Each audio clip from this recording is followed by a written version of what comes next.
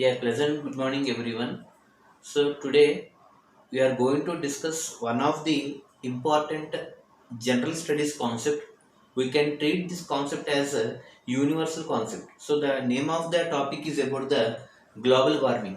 See, global warming అనేది మనకి so almost మనకి 8th క్లాస్ నుంచి మనకి పరిచయం ఉంటుంది సబ్జెక్ట్ లో. అయితే this subject or this concept is very important even for essay writing competitions and as well as for competitive exams also.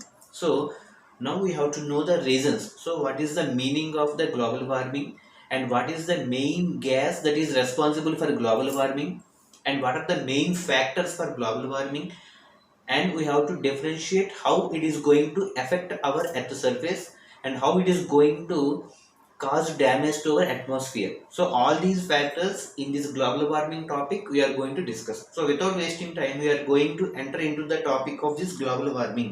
Okay, so ఇప్పుడు టాపిక్ లోకి వెళ్ళే ముందు I would like to introduce you two important terms. So ఇక్కడ global warming లో direct గా వెళ్ళే ముందు ఒక టూ టర్మ్స్ చెప్తానండి. So that one you have to know first of all. The first one is about the solar radiation. Okay, the first important keyword is we have to know about the solar radiation, and the second important word is about the insolation. The second important word is about insolation. Okay, now we have to know what is the basic difference between solar radiation and insolation. అసలు ఈ రెండు ఏంటి, what is the meaning of solar radiation and insolation? So ఇక్కడ first word మనం observe చేస్తే solar radiation. Solar is the word that is related to the power of the sun. Okay, సూర్యుడికి సంబంధించిన word మనం సోలార్ అంటుంటాం. And radiation, so radiation is nothing but sending out continuously. Radiate అంటే radiate అవ్వడం అంటే ఏంటంటే ఒక బాడీ నుంచి కంటిన్యూగా ఏదైనా బయటికి ఎమిట్ అవుతూ ఉంటే that process is called as the radiation. Now we can define solar radiation. What is the meaning of solar radiation? Means the energy, listen carefully, the energy which is continuously being emitted by sun. అంటే సూర్యుడి నుంచి కంటిన్యూగా వచ్చేటువంటి శక్తి ఏదైతే ఉందో సౌర శక్తి, solar radiation అంటుంది. Okay, the energy that is continuously being emitted by sun is known as solar radiation.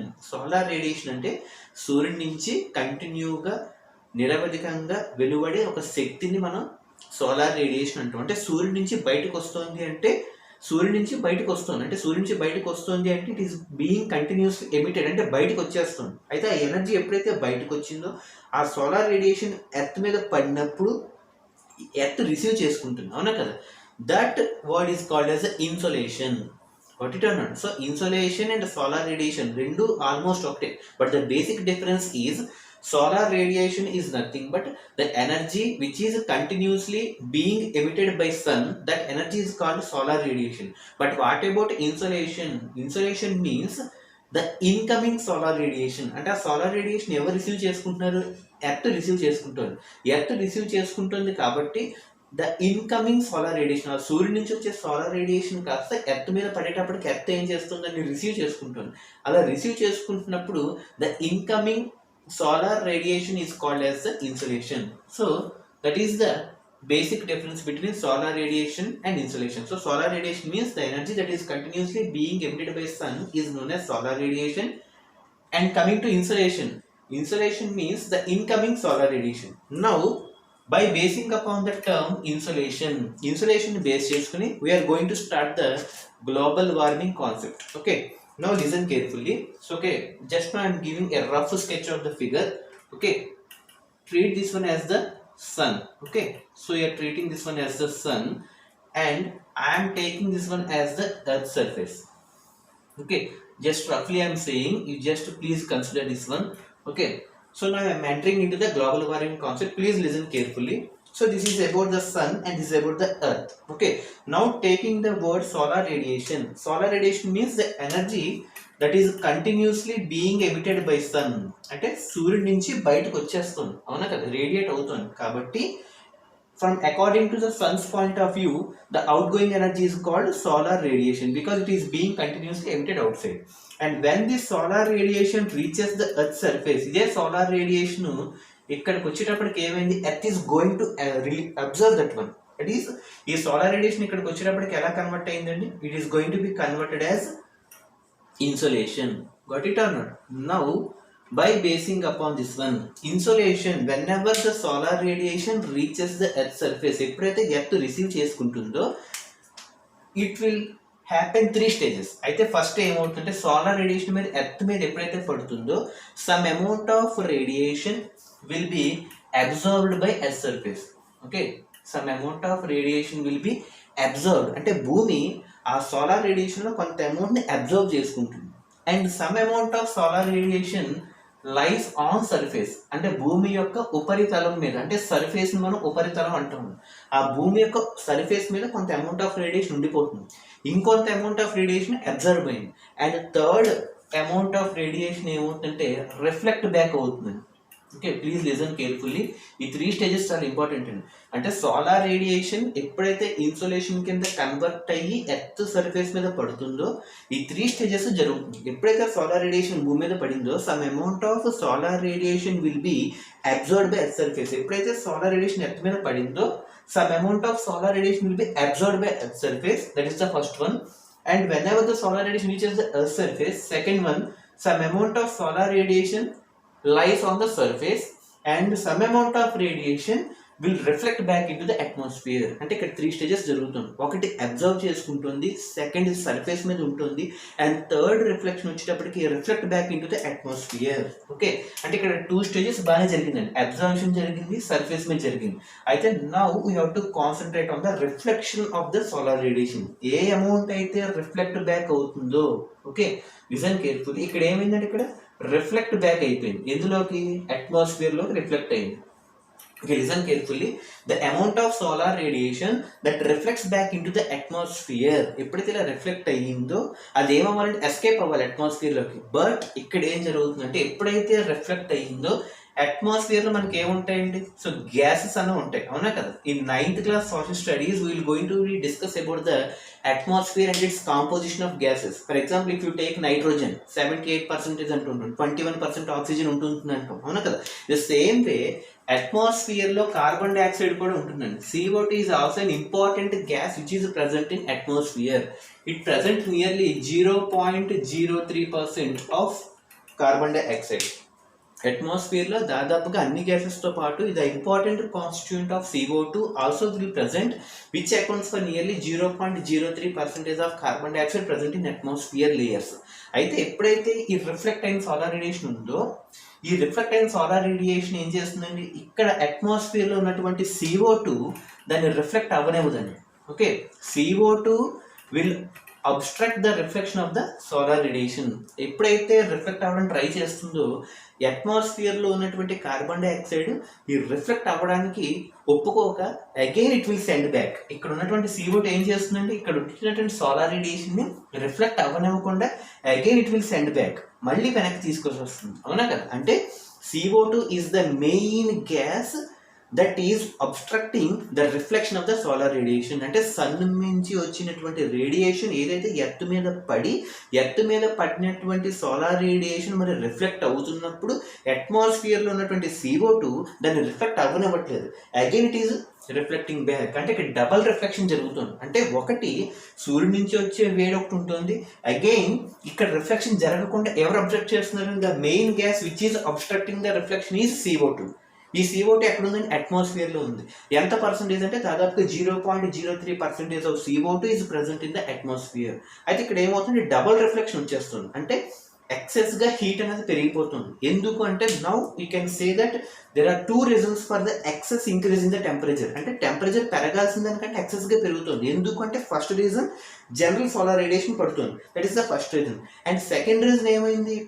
ఇక్కడ రిఫ్లెక్ట్ అవుతున్నటువంటి రేడియేషన్ ఏదైతే ఉందో the CO2 carbon dioxide is not allowing that radiation to reflect back into the atmosphere and it is sending back again to the earth's atmosphere. అంటే అది మళ్ళీ CO2 ఏం చేస్తుంది? అది రిఫ్లెక్ట్ అవ్వనివ్వకుండా మళ్ళీ తిరిగి వెనక్కి పంపడానికి ట్రై చేస్తుంది. అంటే we can say that double reflection takes place. ఈ డబల్ రిఫ్లెక్షన్ వల్ల ఏమవుతుందంటే పెరగాల్సిన దానికంటే ఎక్సెస్గా ఎర్త్ యొక్క యావరేజ్ టెంపరేచర్ పెరుగుతుంది, అవునా కదా? That excess increase in the average temperature ఎందుకు పెరిగింది? Because of which gas? CO2. ఎందులో? Presence in the atmosphere is known as global warming. What it అంటే ఎర్త్కి 4 వైపులా గ్లోబల్లీ అంటే యూనివర్సల్లీ అంటే ఎర్త్కి సంబంధించిన అన్ని దిక్కుల్లోనూ చుట్టుపక్కల ఉన్నటువంటి అట్మాస్ఫియర్లో ఉన్నటువంటి కార్బన్ డైఆక్సైడ్ రిఫ్లెక్ట్ అవుతున్నటువంటి సోలార్ రేడియేషన్ అవ్వనివ్వకుండా again it is sending back to the earth atmosphere so that the temperature is going to be increased excessively than the permissible limit. That excess increase in the average at the temperature due to CO2 in the atmosphere is known as global warming. That is the perfect definition of global warming. Got it or not? So దాన్ని మనం global warming అంటాం. So now we can frame the definition. So global warming simple గా చెప్పాలంటే so we are starting with the solar radiation and after that one insolation and after that one we have entered into the global warming. Now we can frame the definition. Please listen carefully. Global warming definition ఎక్కడైనా అడిగితే excellent definition అండి.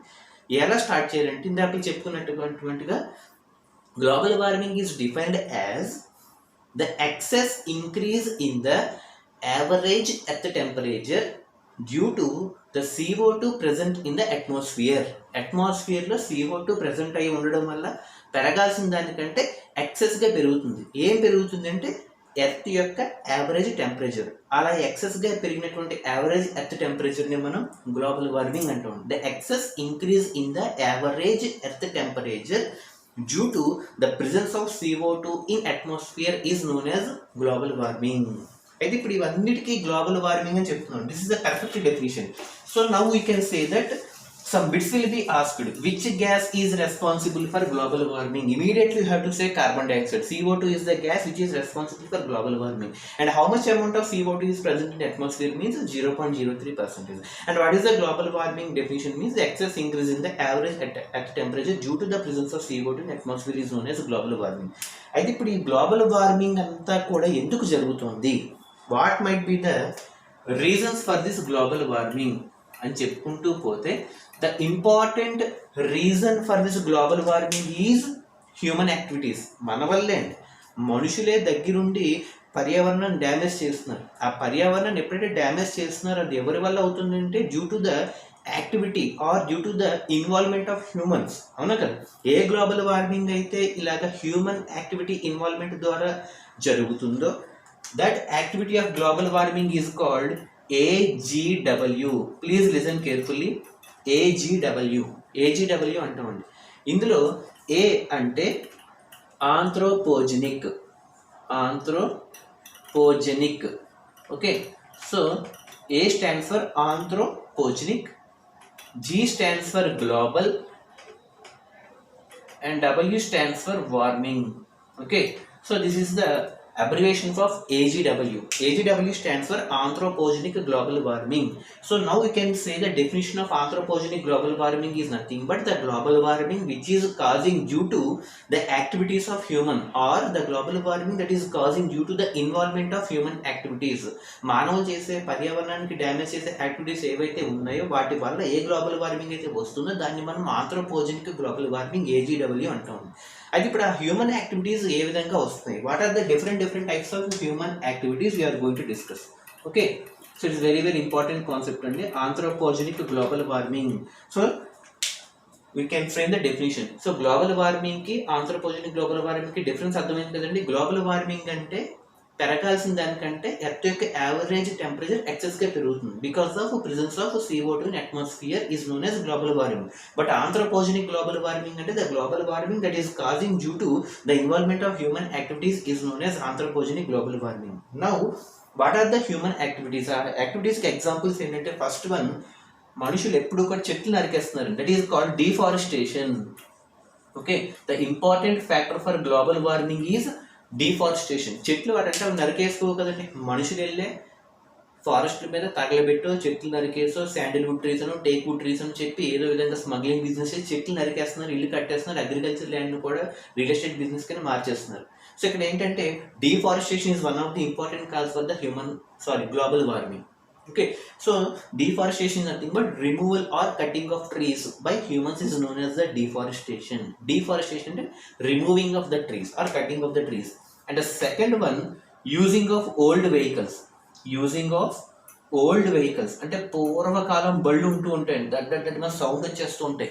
అంటే ఇక్కడ ఏంటంటే speed తక్కువ, sound ఎక్కువ. అంటే పక్కోడికి ఇబ్బంది అవుతుంది, పక్కోడు నల్లగా అయిపోతూ ఉంటాయి, ఎక్సెస్గా స్మోక్ అనేది ఎమిట్ అయిపోతూ ఉంటుంది. ఆ పక్కన వెళ్ళేవాడు లేదా వెనకాల వచ్చేవాడు నల్లగా అయిపోతాడు, అవునా కదా. సో ఇప్పుడు ఏంటంటే ఓల్డ్ వెహికల్స్ ఎక్కువగా వాడడం వల్ల ఈ పొల్యూషన్ అంటే పొగట్టం అంటే స్మోక్ పైప్ నుంచి వచ్చేటువంటి పొల్యూషన్లో ఎక్కువగా ఈ పొల్యూటెంట్స్ ఉంటాయి. ఈ carbon monoxide which will pollute the atmosphere. ఈ కార్బన్ మోనాక్సైడ్ వచ్చి అట్మాస్ఫియర్లో ఉన్నటువంటి ఆక్సిజన్తో రియాక్ట్ అయ్యి కార్బన్ డైఆక్సైడ్ పెరిగిపోతూ ఉంటుంది.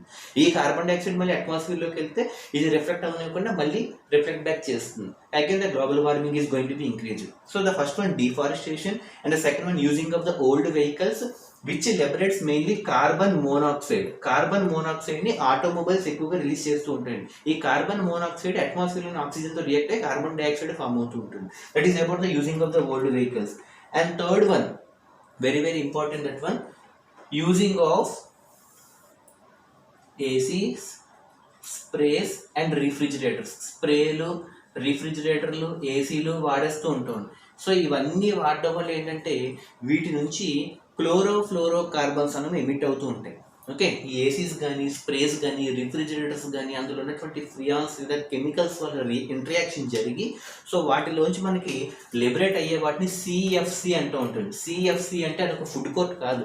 సిఎఫ్సి అంటే క్లోరోఫ్లోరో కార్బన్. క్లోరోఫ్లోరో కార్బన్స్ అన్నవి ఈ రిఫ్రిజిరేటర్స్ కానీ, ఏసీస్ కానీ, స్ప్రేస్ కానీ వాడినప్పుడు వాటి నుంచి విడుదల అయ్యే కెమికల్స్, ఈ క్లోరోఫ్లోరో కార్బన్స్ ఏం చేస్తాయంటే బయటికి రిలీజ్ అయ్యి after releasing in to the open atmosphere they will travel in the atmosphere and finally they will damage the ozone layer. Okay, ozone layer damage చేస్తాయి. అయితే ఇక్కడ ఓజోన్ లేయర్ ఏంటంటే ఈ ఓజోన్ లేయర్ ఎందుకు డ్యామేజ్ అవుతుందంటే because of the interaction of the chlorofluoro carbons. మరి ఈ chlorofluoro carbons ఎక్కడి నుంచి వస్తుంది అంటే ఏసీస్ కానీ, స్ప్రేస్ కానీ, రిఫ్రిజిరేటర్స్ కానీ వాడడం వల్ల అవి అట్మాస్ఫియర్లోకి ఎగ్జిబిట్ అయ్యి అట్మాస్ఫియర్లో ఉన్నటువంటి ఓజోన్ లేయర్. మరి ఇక్కడ ఓజోన్ లేయర్ అని చెప్తూ ఉంటున్నాం. ఓజోన్ లేయర్ మరి ఎందులో ఉంటుంది సార్? అట్మాస్ఫియర్లోనే మళ్ళీ మనకి డిఫరెంట్ లేయర్స్ వస్తాయండి. Troposphere, stratosphere, mesosphere, thermosphere, exosphere. అంటే మనకి అట్మాస్ఫియర్ డిఫరెంట్ స్పియర్స్, లేయర్స్ వస్తూ ఉంటాయి. అందులో సెకండ్ లేయర్ అయినటువంటి స్ట్రాటోస్ఫియర్లో ఓజోన్ ఉంటుందండి. Very very important bit. స్ట్రాటోస్ఫియర్లో మనకి ఓజోన్ లేయర్ అని ప్రజెంట్ అయి ఉంటుంది. సో స్ట్రాటోస్ఫియర్కి ఉన్న స్పెషాలిటీ ఏంటంటే one is presence of ozone layer and the second one it is very very convenient for flying of the aeroplanes. Aeroplanes కూడా మనకి ఒక హైట్లో వెళ్తూ ఉంటాయి. ఆ హైట్ ఎందులో ప్రయాణిస్తుంటే ట్రోపోస్ఫియర్లో ట్రావెల్ చేయవండి. సో ఏరోప్లేన్స్ ఎప్పుడు కూడా స్ట్రాటోస్ఫియర్లో ట్రావెల్ చేస్తాయి. ఎందుకు అంటే stratosphere is the layer which is free from clouds. అంటే మబ్బుల నుంచి వచ్చే డిస్టర్బెన్స్కి దూరంగా అంటే మబ్బులకి పైకి అది ఫ్రీ ఫ్రమ్ క్లౌడ్స్లో ఉంటుందన్నమాట స్ట్రాటోస్ఫియర్. ఆ స్ట్రాటోస్ఫియర్ ఫ్రీ ఫ్రమ్ క్లౌడ్స్లో ఉండడం వల్ల it will be more convenient for the aeroplanes to take the long journeys there. Okay, so we are having two types of specialties in stratosphere. One is about the presence of ozone layer and the second one it is very very convenient for the aeroplane journey.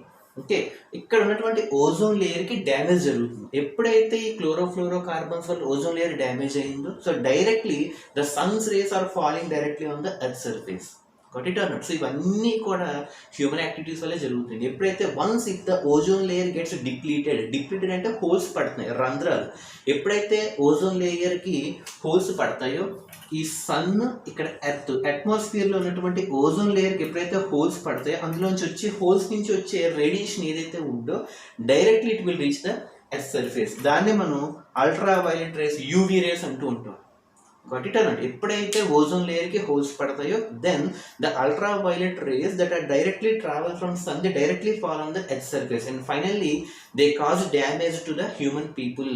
Okay, మనుషులకి skin cancers కానీ, irritations కానీ, hair fall కానీ, కంటి చూపు పోవడం కానీ, skin damages కానీ, lung cancers కానీ, ఇటువంటివన్నీ కూడా మనకి ఎందుకు జరుగుతున్నాయి అంటే directly ultraviolet rays that are coming from the sun they directly fall on the earth surface. ఇది డైరెక్ట్ గా యూవీ రేస్ ఎందుకు పడుతున్నాయి అంటే ఓజోన్ లేయర్ డిప్లీట్ అవడం వల్ల. ఓజోన్ లేయర్ ఎందుకు డిప్లీట్ అవుతుందంటే క్లోరోఫ్లోరో కార్బన్స్ వల్ల. మళ్ళీ క్లోరోఫ్లోరో కార్బన్స్ ఏమంటే హ్యూమన్ యాక్టివిటీస్ వల్ల. హ్యూమన్ యాక్టివిటీస్ వల్ల ఇదంతా జరుగుతుంది కాబట్టి ఆంథ్రోపోజెనిక్ గ్లోబల్ వార్మింగ్ అన్నాం. Got it or not? So this is about the entire topic of global warming and anthropogenic global warming. So it is very very important for all the school level students and as well as for the competitive level students who are aspiring to make an essay writing competition. It is very very useful for essay writing competitions also. Okay, so in the next class you can discuss about the remaining topics. So till then you just focus on all these. Okay, thank you everyone, take care.